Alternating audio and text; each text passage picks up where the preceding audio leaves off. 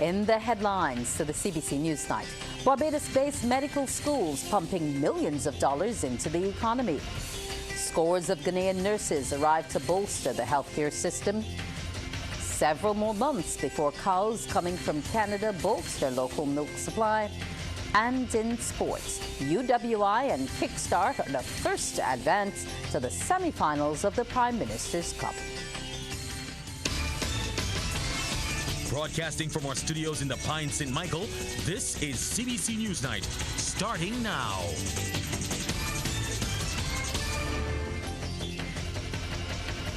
Good evening and welcome to the CBC NewsNight. I'm Wendy Burke with the details. Millions of dollars, much of it in foreign exchange, is being pumped into the Barbados economy as a result of the medical schools operating here. That's according to Minister of State in the Ministry of Education, Technological and Vocational Training, Sandra Husbands. She adds that several of such medical schools have notified authorities that they're preparing to ramp up their marketing strategies to increase student enrollment.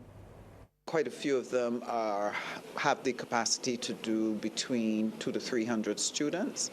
Ross, of course, is much bigger. They can do several more. And if each student, because of their living expenses, rent, food, transport, recreation, and their basic supplies, even if they're spending close to $2,000 or $3,000 Barbados dollars a month to be able to provide that, you can see that if you have a couple thousand students here, that there would be significant foreign exchange being earned by medical education, so that education can strengthen its presence as an economic sector for Barbados and not just a development center. Minister Husbands was speaking after a memorandum of understanding between the Ireland-based Accreditation Commission on Colleges of Medicine and the Ministry of Education. The MOU, which was signed, allows for medical schools in Barbados to become accredited through the Accreditation Commission on Colleges of Medicine. According to Ms. Husbands, the partnership coincides with government's move to make Barbados a hub for global education.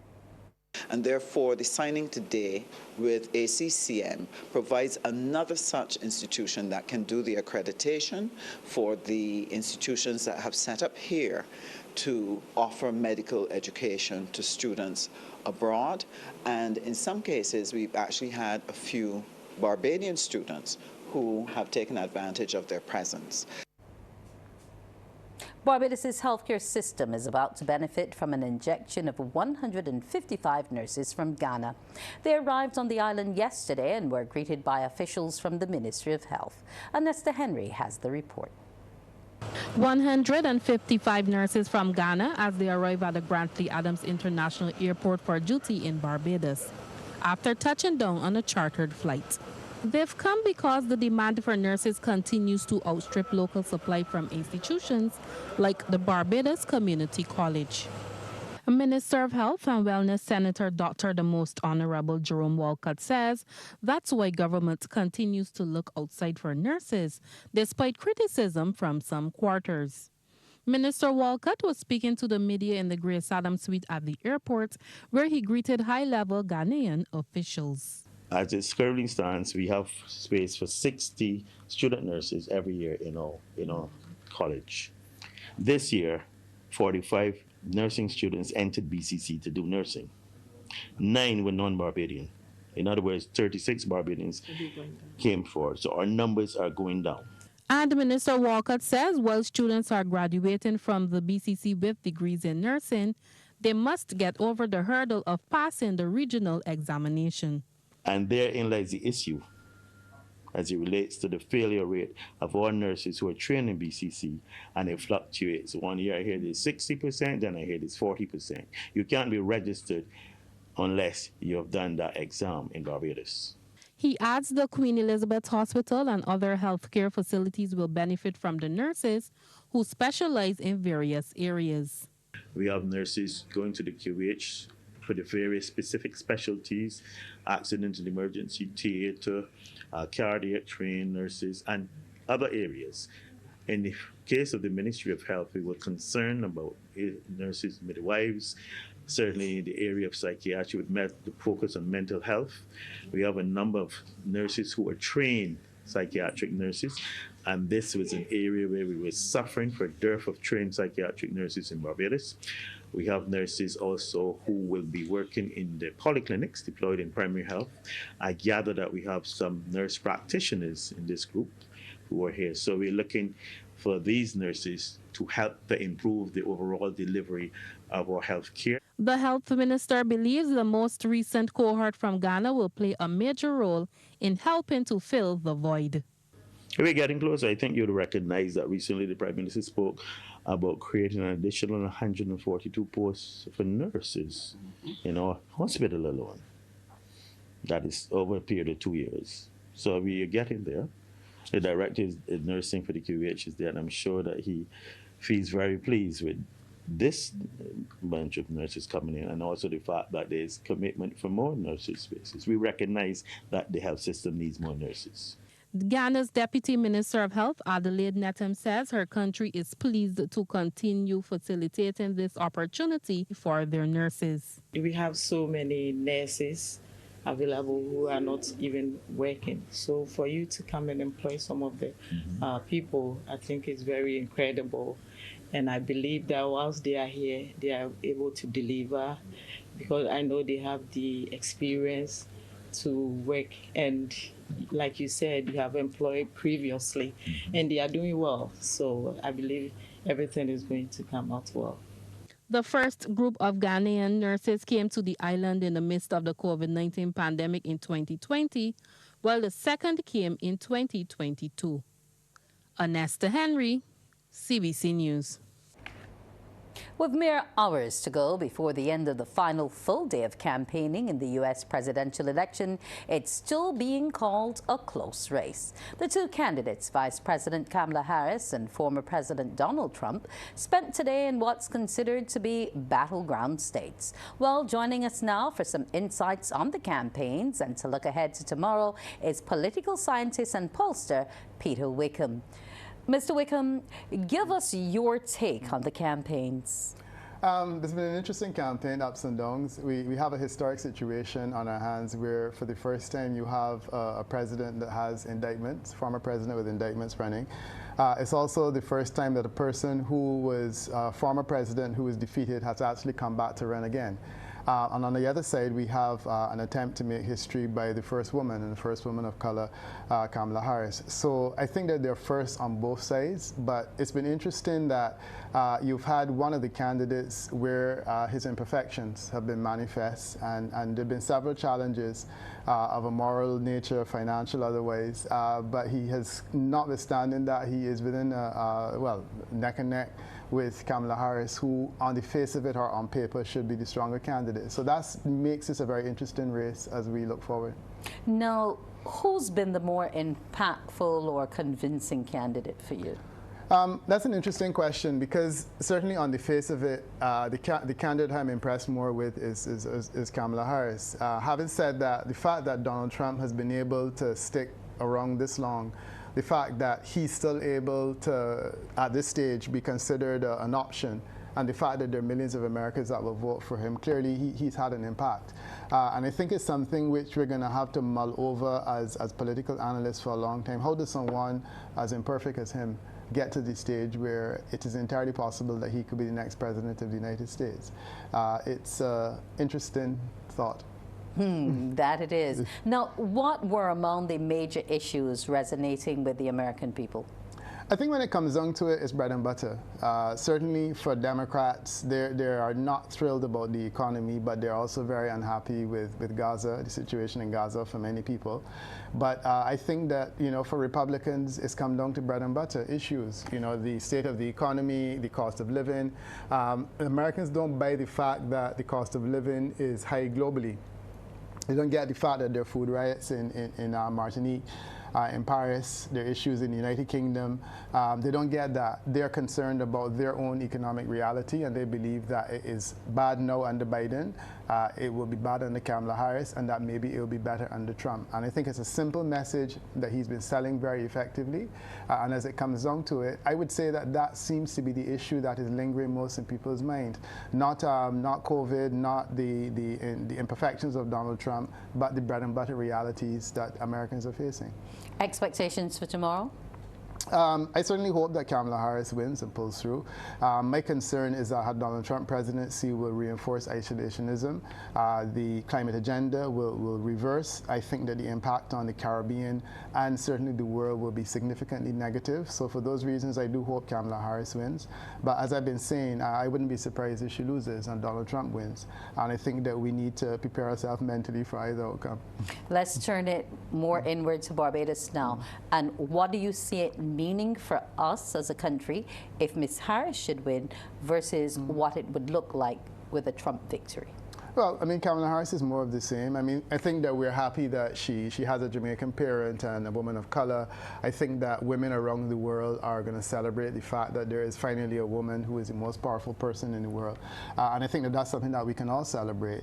So that would be the Kamala Harris victory. Policy-wise, I don't expect any significant changes. My expectation is that she will probably lean more heavily on the Israeli government than currently Biden is leaning. I think a Trump victory, however, is an entirely different story. I think that we go back to, as I said earlier, isolationism, where it is America first and perhaps everyone else never. And I think that that will be significantly negative. Trump is a deal maker. Unless the Caribbean region is relevant to him for some purpose of expedience, we are irrelevant. And I think that that is the reality we faced last time. And that's what we'll be looking at. We benefit from the climate agenda being advanced because we have seen the brunt of that in recent times with hurricanes and so on. He pulled out of the Paris Accord last time, and my expectation is that he has a similar plans up his sleeve. And I think that that's something that will be particularly painful. So it's going to be a rough ride ahead if he does win. Well, we'll be looking on come tomorrow. So I want to thank you so much, Peter Wickham. And CBC will be carrying live coverage tomorrow night of the U.S. election at 9:30. Coming up, an elderly man dies at Consett Bay in St. John.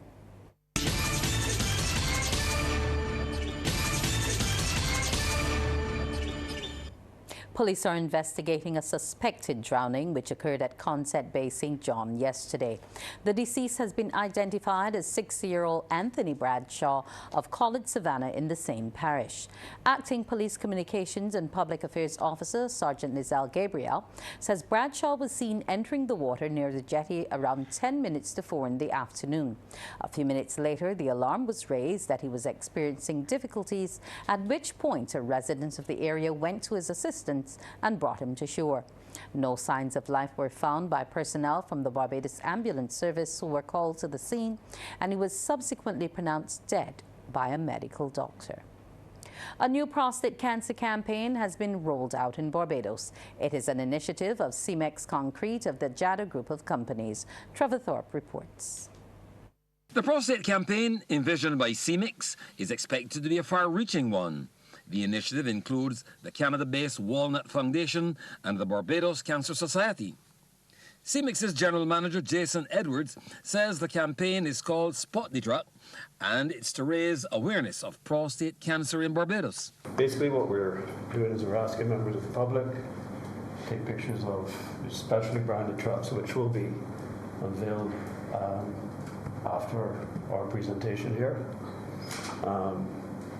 Post them on Instagram, and the winning photos will be selected by a panel of judges, and we'll be giving away an iPad every week for the month of November. President of the Barbados Cancer Society, Professor David Rosen, says millions of men across the world suffer from prostate cancer and called on men in Barbados to wake up, act now, and get tested early. Screening is easy. A sample of blood is taken for what's called the PSA, the prostatic specific antigen, which is made in the prostate gland. There can be false positives, as other diseases of the prostate can also cause a PSA to rise. Fortunately, we now have a new gene test that is much more specific for prostate cancer. It is 92% specific. Chief Executive Officer of the JADA Group, Philip Temporal, described the color scheme used on the attention-getting trucks to be used in the campaign. It is immediately getting people to think about what this is.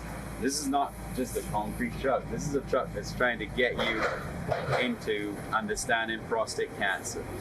You know, some people don't even know the blue ribbon exists and what that ribbon is for, but that is all signifies cancer. So whatever you do here is going to take you to a page, and when that there is explanation on prostate cancer, it will take you to the Cancer Society's page. So it's really a big awareness campaign that will then move into the next stage of what we want to do next year. Screening is easy, and the message from the campaign to all men is get tested early. Trevor Thorpe, CBC News. Reverend Vincent Philip Wood has been conferred the title Pastor Emeritus of the Emmanuel Baptist Church, which he started in 1971. The title was bestowed during a retirement service at the President Kennedy Drive-based church. Anesta Henry has the report. Reverend Vincent Wood, who founded the Emmanuel Baptist Church in 1971, served as its first and only pastor for the past 53 years. Now, as he retires and enters a new chapter of his life, he's been bestowed the title Pastor Emeritus. Church Administrator Carol Maskell made the announcement at a special service. Pastor Wood, on the 24th of October 2024, the leadership of the Emmanuel Baptist Church agreed to honor your 54 years in ordained ministry. We honor your 53 years of leadership here at Emmanuel, and we have agreed to confer on you the title of Pastor Emeritus. Ms. Maskell says the title is accorded to outstanding or founding pastors as a mark of respect. It is an honorary title, and it does not include duties nor responsibilities. But Pastor Wood, he is revered here, respected at Emmanuel, and I am sure that this title will go a long way for us in knowing that he will forever be our Pastor Emeritus. Reverend Wood has led several organizations and chaired several boards, as well as being a Justice of the Peace since 1993.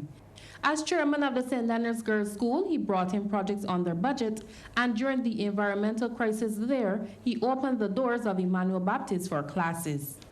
His weekly radio program, Power for a Living, touched thousands of listeners for more than 40 years.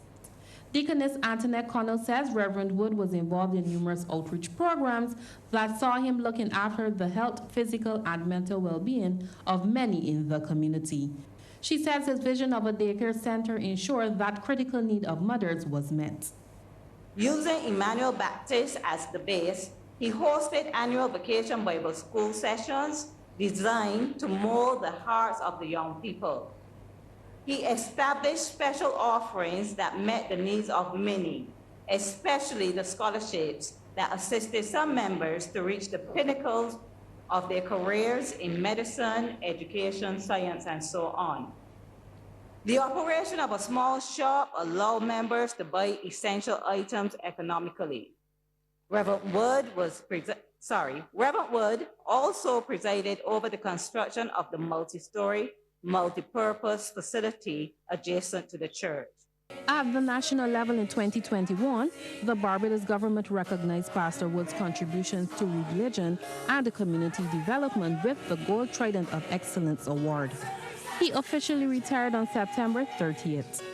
Anesta Henry, CBC News.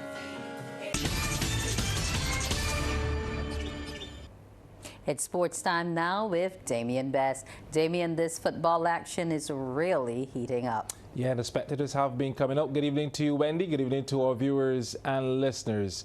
As you heard, well, Kickstart Rush and UWI Blackbirds have moved a step closer to the cash prize of $100,000 after advancing to the semifinals of the Prime Minister's Cup. Playing at Friendship last night, Raymar Walters netted a double as the Blackbirds came from a goal down to beat Paradise.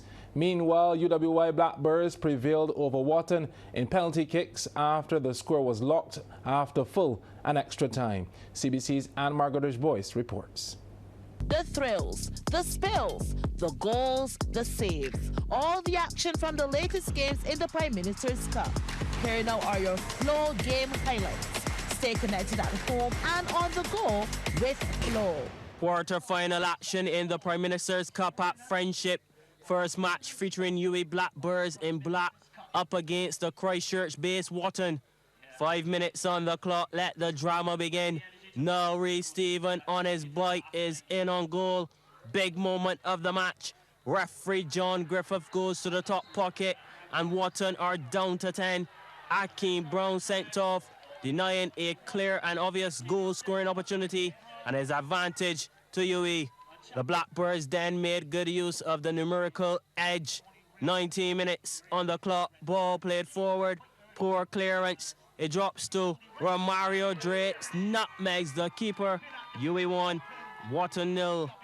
Wotton, however, received some showers of blessings from above, and in the pouring rain found the equalizer. Shane Lord to Darian King. Lovely flick, and Omani Liko adds the finishing touch. The 10 men of Wotton showing great resilience. 1-1 the score at halftime. UWI Blackbirds also had a player sent off in the second half, so it was now 10v10 at the end of 90 minutes. Also into extra time. 117 minutes on the clock. A goal now is surely a winner. Retnico Marshall with a chance to grab the headlines, puts it over the crossbar, so it was penalties to decide the winner. Both teams started the shootout pretty well, converting their spot kicks. 3-2 the score now. Shane Lord with a chance to level it up, but Shaquan Phillips denies him. UWI keep the lead. Romario Drakes now to put UWI up 4-2. Keeper guessed the right way, but it's too much pace and power on that one. Up next was Wotton's captain, Darian King, has to score to keep his team alive and is denied. The King knocked off his throne by Phillips. Let the celebrations begin. UWI Blackbirds flying into the semi-finals with a 4-3 win over Wotton on penalties. Second quarter-final match, Paradise versus Kickstart Rush. 37th minute. Joe Moore Harris picks out Jamal Watson-Cummins, who delivers this. An absolute beauty of a strike. Tremendous. The Dover-based boys up 1-0. 4 minutes later, the Rush looking to grab one back before the interval. Cross along the carpet is met by Raymar Walters. And how about that for a strike? Into the onion bag. And it's as you were. Paradise 1, Kickstart Rush 1. Second half now, a quarter of an hour to go. Both teams looking for a winner. Cross into the box, drops to the man of the moment. Walters with an S on his chest. Heroic scenes, and that's how it ended. Kickstart Rush march into the semi-finals with a 2-1 win over Paradise. The quarter-finals continue on Sunday, back at Friendship. And more Goodrich boys, CBC Sports. Highlights, a review of the latest action from the Prime Minister's Cup. Stay connected at home and on the go with Flow. Yeah, more action coming up this Sunday. Congrats to UWI and, of course, Kickstart Rush. Well, the West Indies Academy defeated combined campuses and colleges by 3 wickets via the DLS method in a rain-affected match in the Siege United Super 50 Cup today. Opting to take first knock at the Frank Worrell Memorial Ground, CCC were bowled out for 174 in 39.5 overs. Jadab Blaze took 3 for 23 and Zishan Motaro 3 for 31. Well, Barbados Pride are now the only undefeated team in the CWI Siege United Super 50 after Trinidad and Tobago lost for the first time last night. As we reported last evening, the Red Force made 291 for 6 playing against the Leeward Islands Hurricanes at the Brian Lara Cricket Academy. In reply, Justin Graves hit his 3rd century of the competition as the Hurricanes got home on 292 for 3 in 47.3 overs to win by 7 wickets. Graves batted through the innings to post 151 on hope. That included 13 fours. After that result, Barbados Pride are first on 31 points, Hurricanes second on 26, and the Red Force third on 25. Well, a Barbados over 50s cricket team, Amas Sporting Services, have won their opening game of the St. Vincent Masters T20 Festival. Playing this morning at Stubbs Playing Field, Amas sent Trinbago Leatherbacks into bat and restricted them to 58 for 5.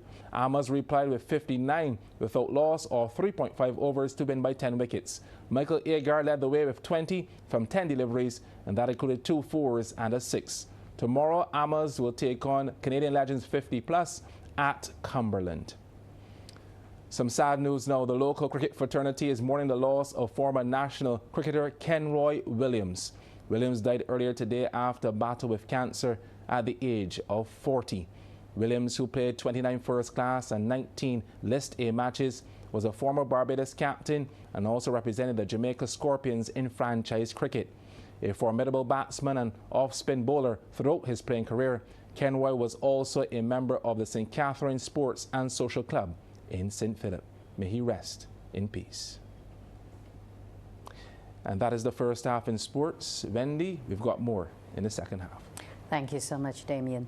Up next on CBC's Newsnight, the Business Report.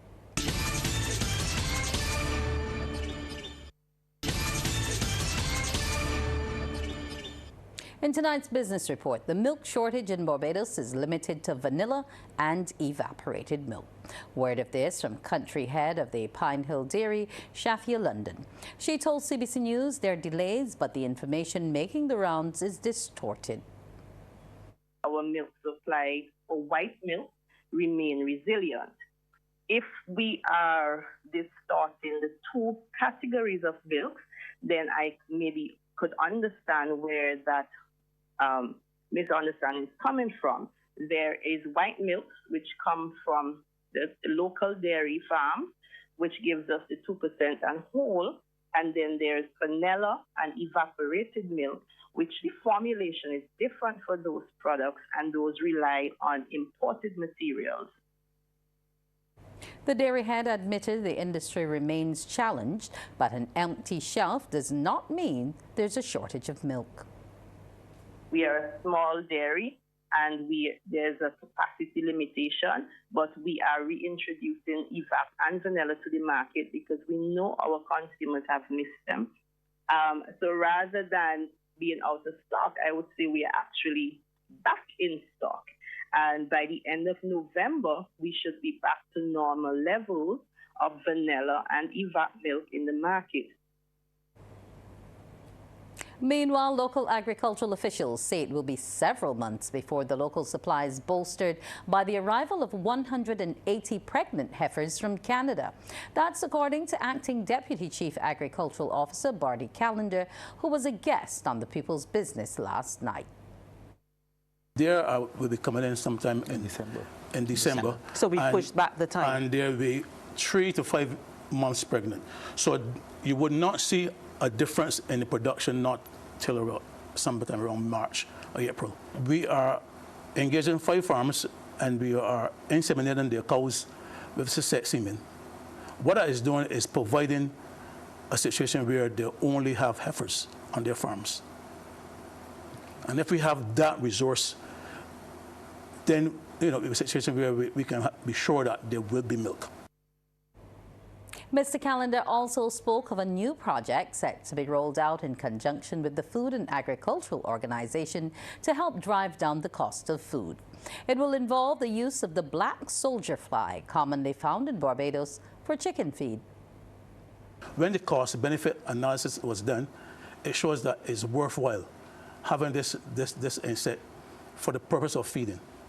So it's not the adult fly, it's the larval stage of the fly that we will use for feeding.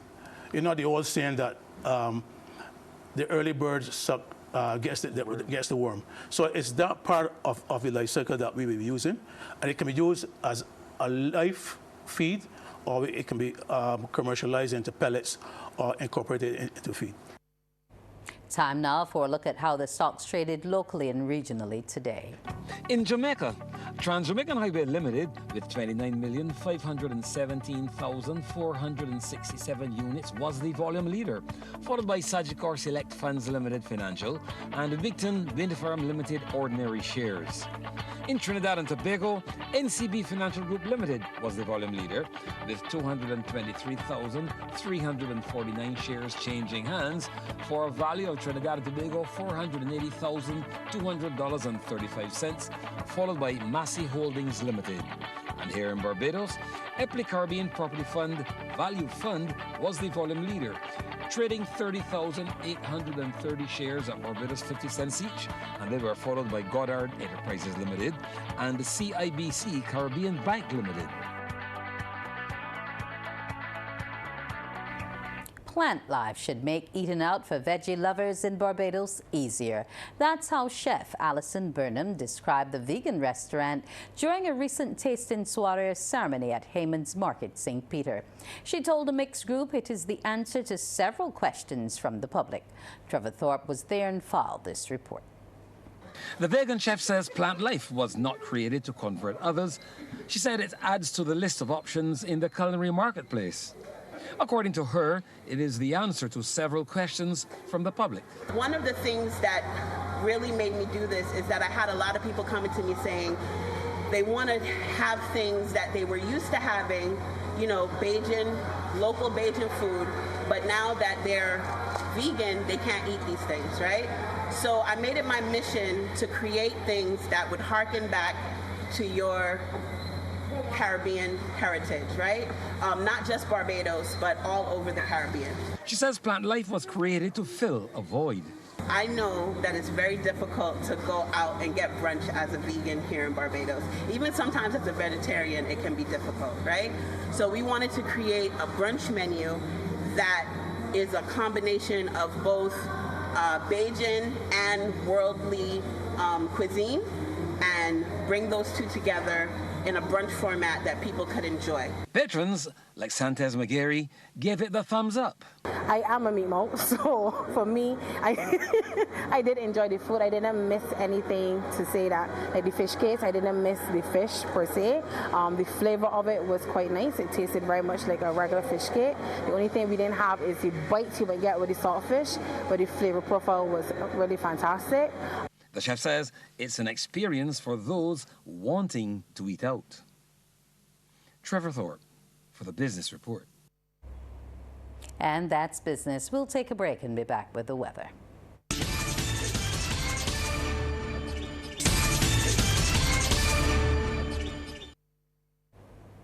And we say good evening to Carrie Ann O'Neill. Now, we had a mixed bag today. What can we expect this evening and into tomorrow? Well, good evening to you, Wendy, and good evening, everyone. Wendy, I can tell you that a tropical wave will be impacting us later on tonight. As a result, we are expecting wet conditions. Meanwhile, the winds across the region, they are light to moderate. They're peaking for us at 16 knots, and we're tracking yet another tropical wave east of the region. Now, the maximum temperature today was 32 degrees Celsius, the minimum 28 degrees. At present, the temperature stands at 28 degrees Celsius. The relative humidity, 83%. We do have moisture building as a tropical wave is expected to impact us later on tonight. Those winds, they're coming in from the east. We take a look now at our satellite feed, where we do have a tropical wave further out at 45 degrees west. The system is moving towards the west, and we are expecting to receive showers from this system late Thursday into Friday. Now, moisture ahead of another tropical wave, this time at 56 degrees west, generated some showers for us here in Barbados today. Now, we had up to 10 millimeters of rainfall over in Bridgetown.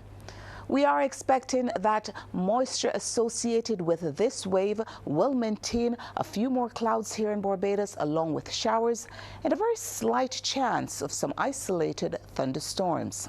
Now, the winds across the region, they are light to moderate. We have been experiencing winds up to 16 knots. We can see those clouds moving across the island later on tonight. We are expecting a mix of clear and cloudy skies along with those showers and a very slight chance of some isolated thunderstorms.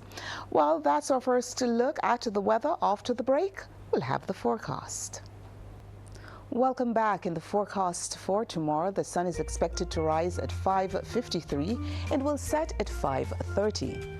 Now, the first high tide, I can tell you, will be at 14 minutes after 6 in the morning, the first low at a minute after 11 in the morning. Those seas, they are moderate in open water, with swells peaking at 2 meters, the winds coming in from the east, and they're peaking at 30 kilometers per hour. For us here in Barbados tonight, we can expect a mix of clear and cloudy skies along with showers and a very slight chance of some isolated thunderstorms.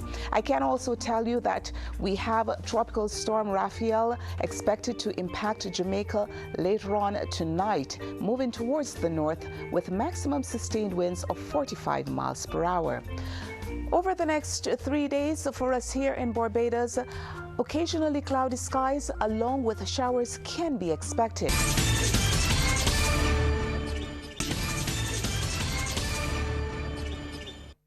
Time now for more sporting action with Damien Best. Yeah, thanks so much, Wendy. Jockey Shane Cullimore aboard Rennie won the featured Welcome Back handicap at the Garrison Savannah on Friday night. They're racing. Lightning Lewis is the first to show. Coming across from the outside, Rennie shows lots of speed and picks it up. So Rennie is her leader in front by 2 or 3 lengths from Lightning Lewis. Down the inside, Dancing Prospector. Bajan Azteca caught a bit wide. And Major Dan is the back marker of the quick quintet as they round the far turn and head up the hill. Just about 3.5 furlongs to go. It is Rennie who leads from Dancing Prospector. Bajan Azteca stalking them despite the top weight of 130 pounds. Races third. Lightning Lewis is next. Major Dan still has all to pass, so just about a quarter mile to do it. Inside the quarter pole they come.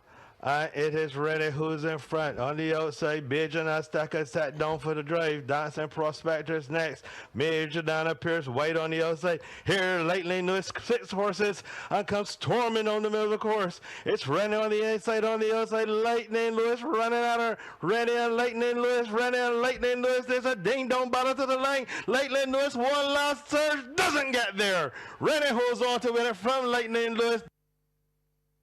Well, Queen's College thrash arch rivals Harrison College B team when the Cooperative General Insurance NSC Under-19 basketball competition continued recently. Playing at Husbands, QC picked up yet another victory, winning by 57 points. CBC's Anne Margaret Boyce reports. First quarter action, QC in red and blue with possession. This should be an easy layup for Nathan Scott, and it is. The homeboys up and running. College B struggled a bit in the early stages to get some points on the board, turning over the ball, and Scott drives to the bucket, Euro stepping in. He had 22 points in the game. 8C's B team did have their moments, and they were led by Darren Messiah, who had 10 points. This was flawless, mid-range jumper, poetry, emotion. Both teams were guilty of turnovers on occasions. Messiah again, this time with a bank shot. That's in. QC took the first quarter 31-10, and it was mostly compliment Scott. He's not going to miss from there. That's an easy layup. Second quarter action, College B started a bit better than the first. Naeem Thomas enters the chat from downtown. That is the shot of the match. 3 big ones. Let's admire it one more time in slow motion. A future star in the making, maybe. Gorgeous to watch. The second quarter is where 8C really took control of proceedings. Zane Gaskin maneuvers, handles the traffic by going through the paint. That's good technique. 8C continue to battle though. The Curty net from 3-point land, off the backboard and in. That's marvelous. But QC kept piling on the pressure and picking up the points when it mattered most. Good movement from Tyler Ford, and the floater was even better. Ford scored 21 points in the contest, and this counted for 2 of them. QC led 50-21 at halftime. The third quarter was a mirror of the second, so let's skip ahead to the fourth. QC leading 70-27 at this stage. Messiah continued to fight for 8C. This jumper was good. QC, however, were simply unstoppable. Nathan Scott easily up. QC added 2 more for some insurance at the end.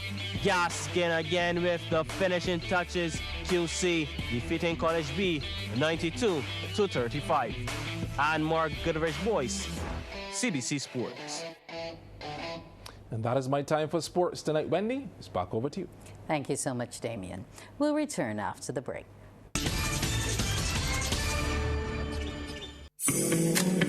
The facts say Morning Barbados reaches an audience of over 50,000 and Newsnight reaches over 56,000. It's simple. When you advertise, you're getting your message to over 50,000 of your potential customers. Make the call to CBC Sales Department today and watch your business grow. Contact us at 467-5559 or email marketing@cbc.bb.